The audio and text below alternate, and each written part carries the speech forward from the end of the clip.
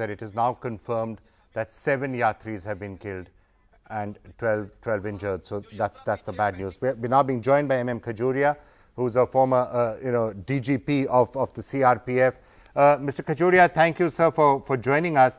I just wanted to get your expert opinion, in a sense, of the situation around the security for the Amarnath Yatra. And specifically what we are hearing right now, this is possibly a bus that was traveling on its own, not linked to the Yatra in the way it should be. Is that a possible weakness in security that the terrorists were able to take advantage of here? You see, I am not, I am former Director General of Jammu and Kashmir, not CRPF.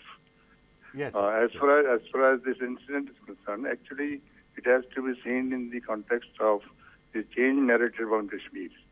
And that is that the Bahawis have taken over the major portion of the movement in South Kashmir, and therefore all this reference to Kashmiriyat and the Kashmiris' faith and belief for them is irrelevant.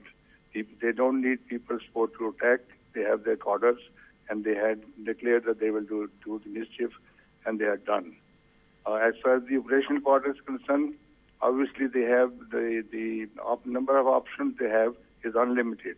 The area is long, and they have not only the presence there, but they in a way dominate the area. And therefore all our protective arrangements have sort of the vulnerable from a different point of view, and they have taken advantage of this. What is required to be done is that they are being chased, and let's hope that quickly they can get hold of these people and deal with them. But more importantly, we have to ensure that the flanks of the route are dominated by us, and they are not able to reach and operate there. Because unless that is done, the Yatris remain vulnerable, and something much worse can happen in future. Right. Mr. Khajuria, just again to try and maybe if you could help us in understanding the particular terrain and the particular challenges of providing security to the Amarnath Yatra. Let's remember that, of course, once they cross the Banihal, they are here in Anantnag. But this entire route is a territory that the militants have traditionally been strong in. Way back in 1995, 1996, these used to be areas where the Harkat al-Ansar and others used to be fairly strong. And now South Kashmir is areas which have been particularly where a lot of the recent troubles have taken place. So to that extent, the Amarnath Yatra, do you think, has been becoming increasingly vulnerable in recent years?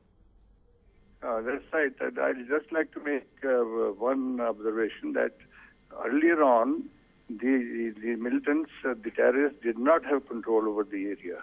This area, South Kashmir area, was by and large out of their control. They were operating. They had their sort of strong bases there, but the area was not under the control then. Today they have a very large presence, and as you were mentioning earlier, the Burhan Wani and Zakir Musa clan, who we've been talking of for the fight for Caliphate Islam and Allah, that is the new culture that is dominating a particular section of them, and they have their presence there. And geographically, as I said, the striking distance from the flanks of the Yatra has to be protected. And obviously, there should be an attempt to push more Yatris via Sunmarg, where their presence is limited, rather than through this long route, which is mostly plain and exposed, which makes the Yatris much more vulnerable.